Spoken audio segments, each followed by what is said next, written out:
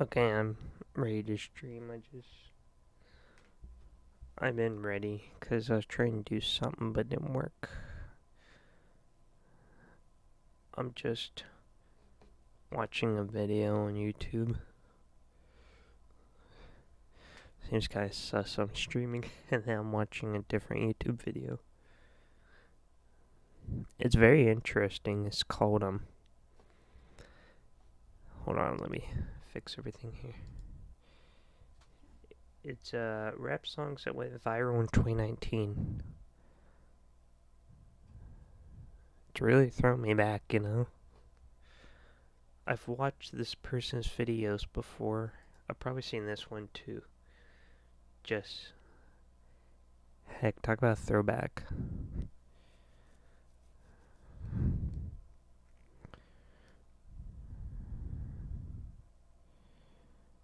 Okay. Man, these are some throwbacks. Like I said, I don't have a trash bag. Oh man, that's a throwback. Okay, I guess we can stop reminiscing about songs that came out 2019. This this freaking video goes. Why is I not pausing? Okay, the video is 17 minutes long. But man, like viral songs, 2019 hip hop songs. 17 minutes. That's pretty long. I mean, it shows like a little clip of the music video and the song. It's pretty cool. Definitely threw me back.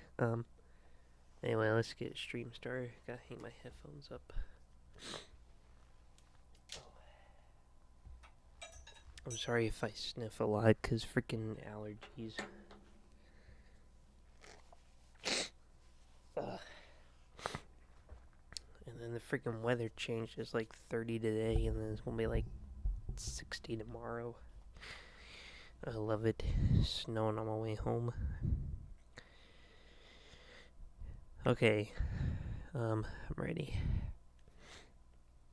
So, I had the phone right here, and I have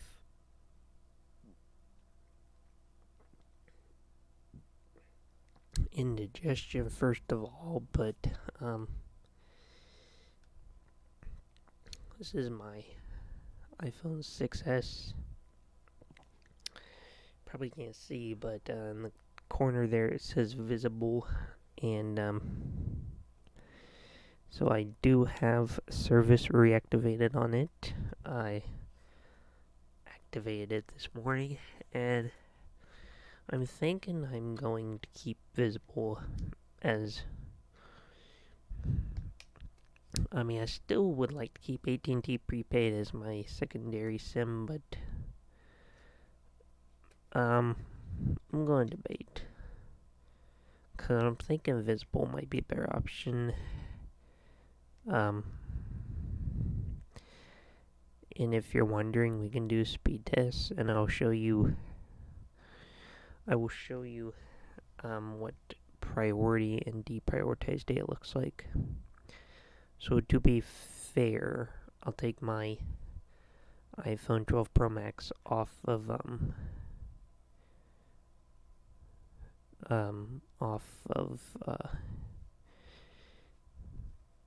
5G and put it on LTE so we can get better readout here. Let's go cellular. No. So data options. There we go.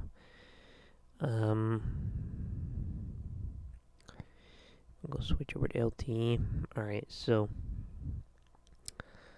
we'll connect to the same server, but I'll run them separate. So hold on. Excuse me. So we can get a better idea here, because if I run them both at the same time, it will be uneven. Now, of course, you know, near a phone, I couldn't imagine it hook up to many different LTE bands because it's not like 5G coverage is great around here. But we're getting 40 megabits here and down, and we're getting about 6.5 up. Yeah. Oh, jeez. Allergy's killing me. Hold on.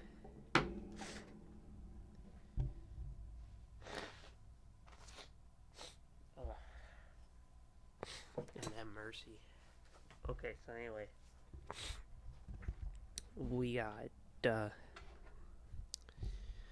39.2 down and 6.32 up on Spectrum. And we are hooked to the Verizon server in Cincinnati. Let's do visible now. And so ping is a little bit higher. So the jitter I've noticed is very high on visible. So on Spectrum, we got 18 ping and 4.9 jitter. We got 60 ping on visible, which is still reasonable, but 310 millisecond jitter, that's pretty, it's not good. But we got 11.9 down and 6.08 up, so upload was pretty much the same download. You can see the deprioritization, and of course the jitter, which, like I said, with my test has been awful. But I mean, 25 a month, and you can basically use, I don't think there's any data cap. I think you just use as much as you want. We can go to, we'll check two things. We'll check Stetson's website. We'll check, see if I can bring up terms and conditions and check there. No. Well, I mean, I would, but I never check my email. So, oh, I got text.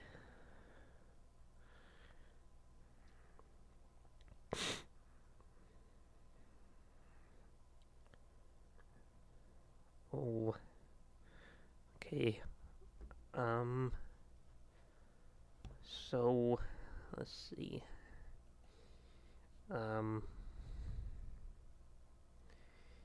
It doesn't say anything about a data cap.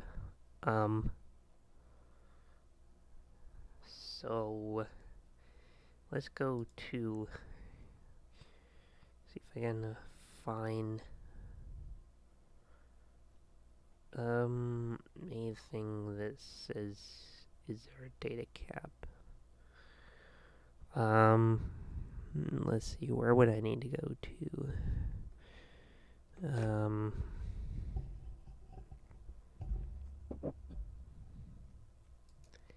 Terms and conditions. I would love to read.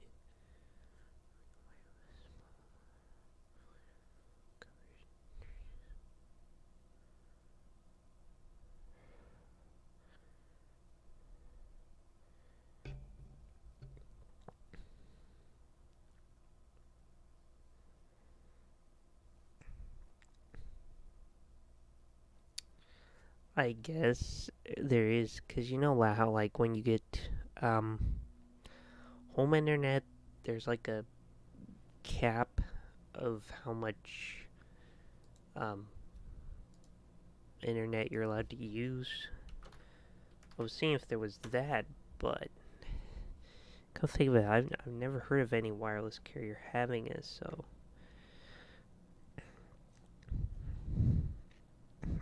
I'm gonna see, like, if I go get rid of mobile. Okay, then we go to internet. Let's see. I mean, they should say, um, I don't want to do that though. Um, okay, let's go to at&t. I think I can get an idea with theirs without having to put in my information. But usually with the internet, they put a 1 terabyte cap on your internet or whatever. I would think that if you were providing unlimited data, you'd do that, but I don't know how it works either, so not really a lot I can say on that.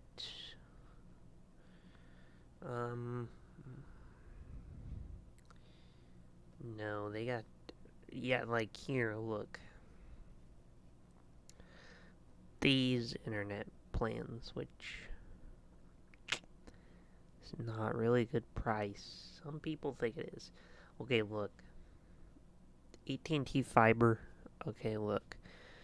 They got okay prices. I give them that. But regular internet plans, it's not a good price. And especially DSL. I don't know why anybody would buy this. But see, like here, it says includes 1 terabyte data a month. If you go over, they charge you. Surprised carriers don't have that. I mean, it's nice carriers don't have that, but I'm just surprised that they don't. But I'm going to try to use again, like, my service as my internet to see how it works. I mean, as you can see right now, I'm hooked up to my home internet. But I would like to use Visible just because, I mean, it does suck they cap you at 5 megabits per second because it's hard to stream on multiple things or do internet tasks things on multiple things. But I lived with 5 megabit per second internet for a long time on my parents' home internet through at&t DSL. So if I was able to do it up until late 2019, everybody can do it. And that's why you don't see older YouTube videos and streams on my channels, was because when I got that internet, I had the advantage to, stream and upload videos, but before then I couldn't because of slow speeds. So anyway, let's go to the next topic, which is talking about speeds. But I'll leave it here because we're going to go to all this here in a minute. So I've done speed tests among different carriers, and I think what I found is that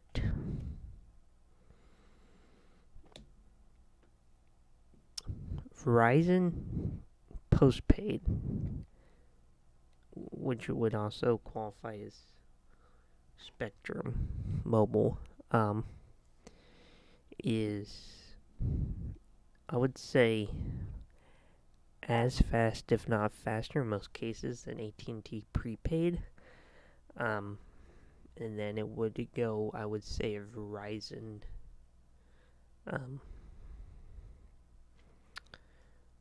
Verizon MVNO, like Visible, and then at&t MVNO, which is TracFone, and then T-Mobile MVNO on TracFone, because it's not that T-Mobile is bad, it's just not good around here because most people around here have either Verizon or at&t. Excuse me, because that was around here the longest. Now a good amount of people had Sprint, which are now being switched over to T-Mobile. So there is that, but I I don't know.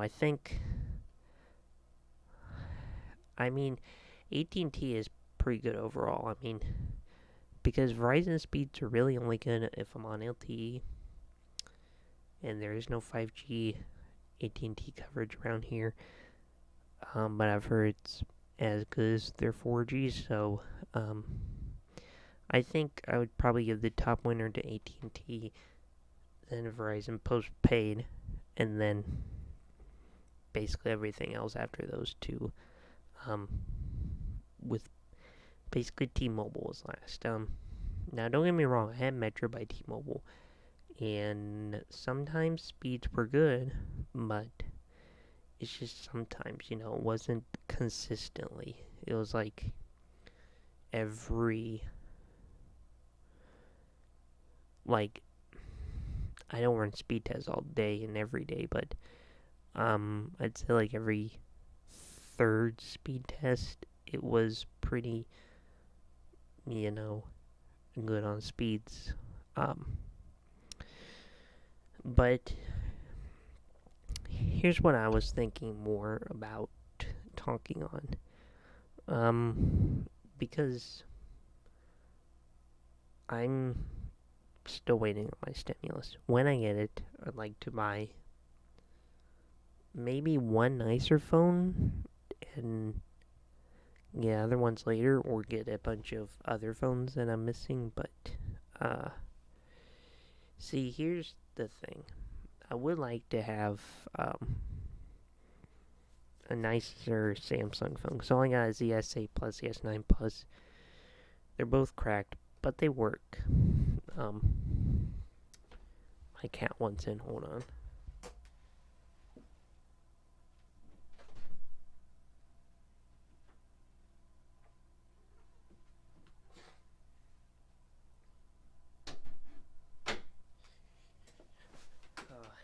Of course, my cat. Of course, my cat wouldn't want in when I'm streaming.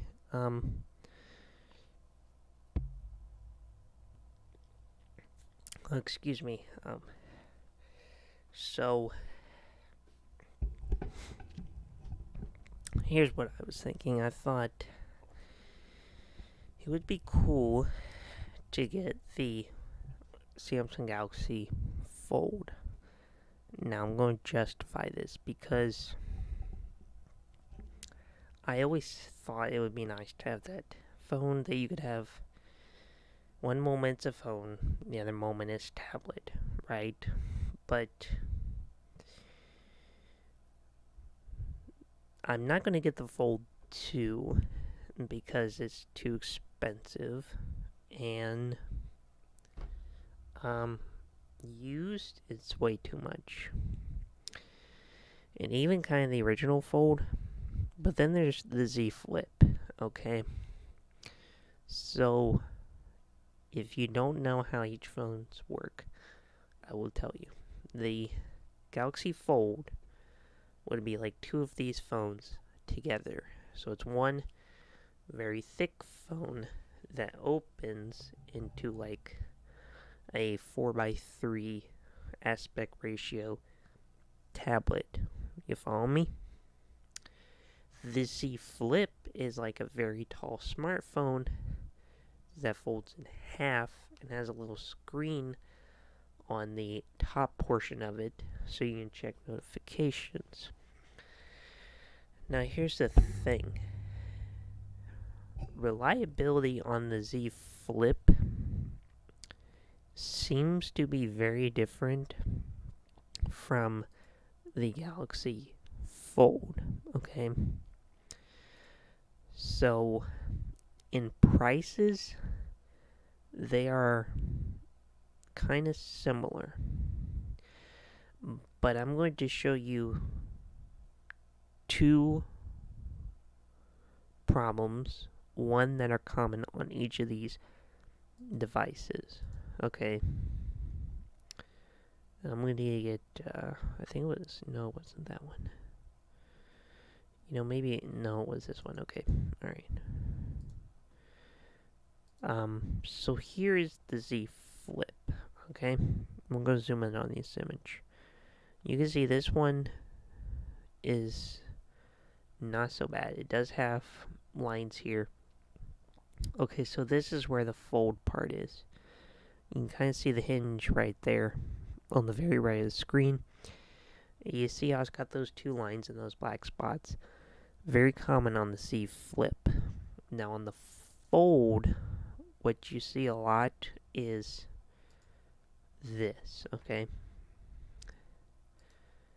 Alright, right down the middle is the Fold. And there's a black spot that takes the line out to the rest of the screen. I would say these are the two most common problems on these folding devices.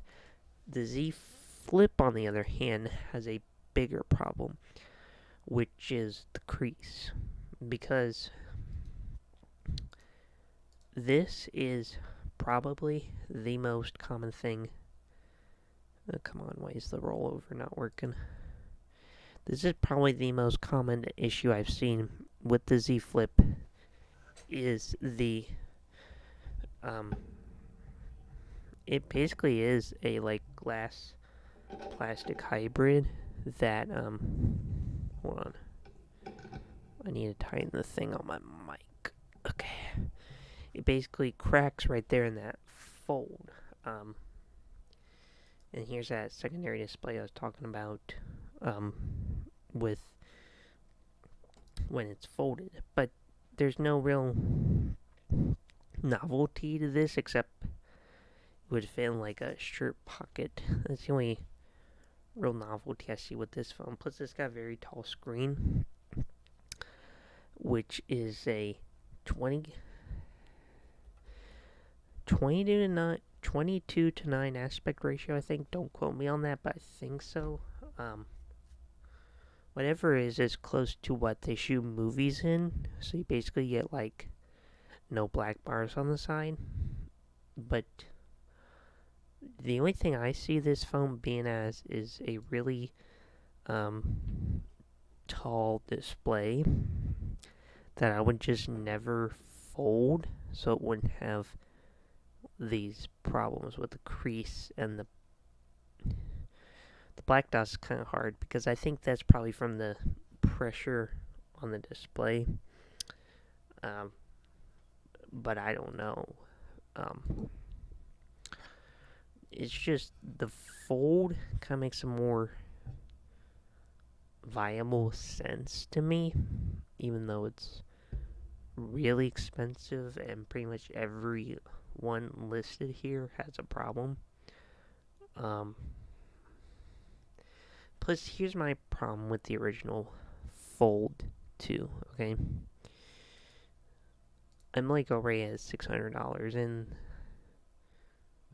if this one has, like, look, black dotted lines, $600, you know? So, is it good then, or is it just better to get a cheap Android tablet, you know? I mean, I don't see it being a viable option because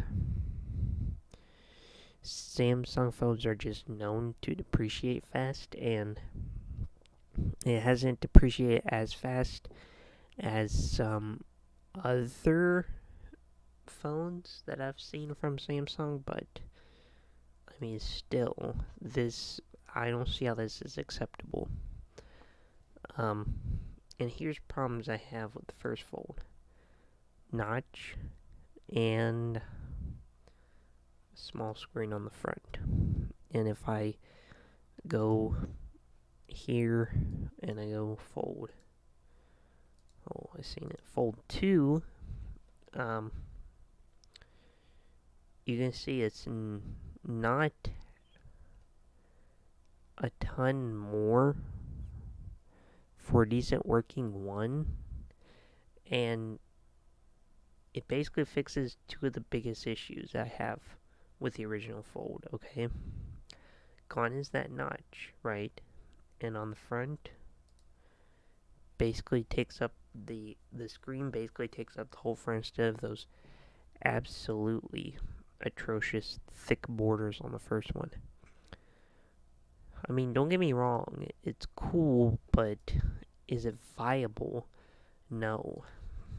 And if I was going to buy a Samsung Galaxy phone that's relatively newer, there's basically two I would get.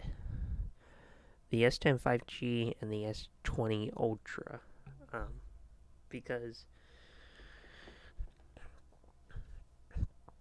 either one is a pretty good phone. Hold on. Now, if you want that fancy, like 100 times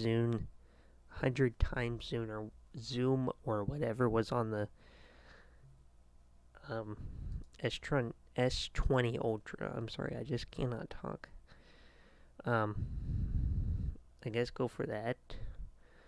But I personally would rather get the S10 5G, because still the S10 is pretty new-ish. It's like, what, 2018? And, I mean, it's pretty good, if not as good as basically every other Samsung phone that's currently out. In my opinion. So, I wouldn't see why you wouldn't buy one. I'd have to look through all these, but... And you're getting 5G, too. And, I mean... If you can find a good S10 5G for... let's say less than... like $299 or less, you're basically getting a better phone than the OnePlus Nord N10, and you still get 5G. But if you ask me, a nice phone, better cameras, nicer display, more premium feeling phone, and built phone because of the... I don't know if they use stainless on the S10 5G or not. But you're also getting glass. I don't know that the OnePlus Nord does. I think it might be plastic. But nobody just nails quality like Samsung with their phones. This phone ain't a bad option, but if I was going to spend that much money on a couple-year-old phone, I'd rather have a not-cracked screen, as long as it's not that much for a non-cracked one. I wouldn't get the S10 or the S10e. I guess the S10 Plus would be okay. But basically, I'm not saying this year, but I would definitely say 2022, you need to have a 5G phone.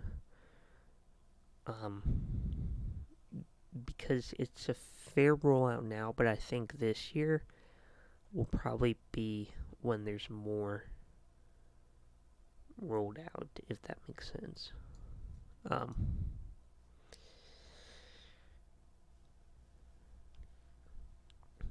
But like I said, I would preferably,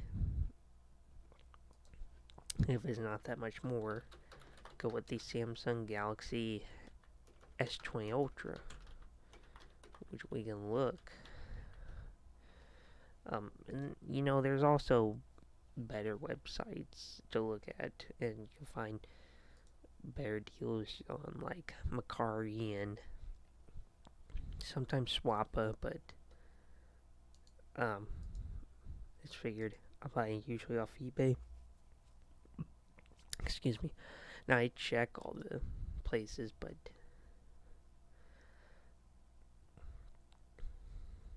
I mean, well, no, the S10 5G came out in 2019. Yeah, I guess that's right.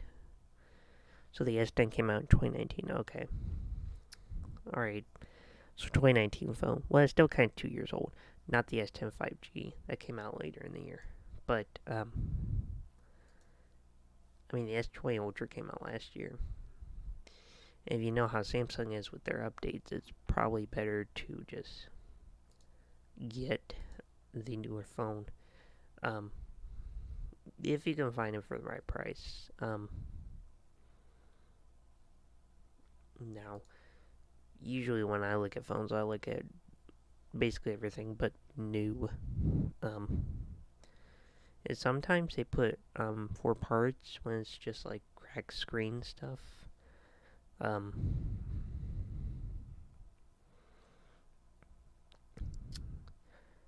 I mean, the S20 Ultra is a nice phone, but I mean, originally cost, I don't know, 1,400, and now it's going for like 6 to 800. Like, it's a lot of loss in value if you consider how iPhones hold their value.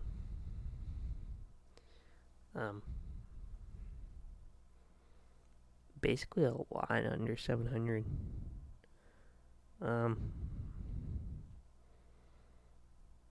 wonder if those are original boxes too. That would be nice.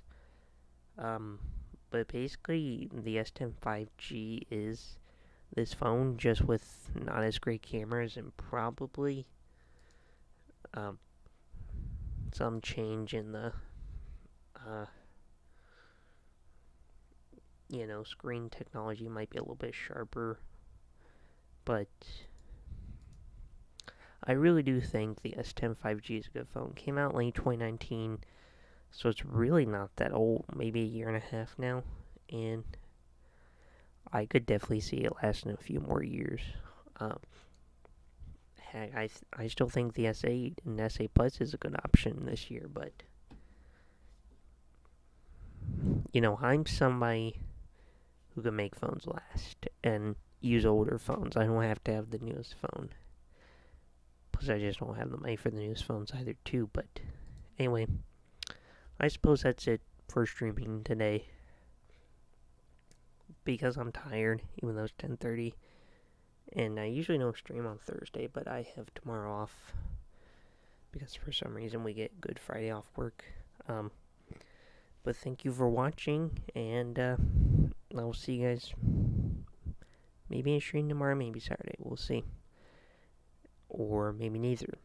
I do have a lot of YouTube videos I recorded to put out, so I will do that. So, well, I'll see you guys in the next video.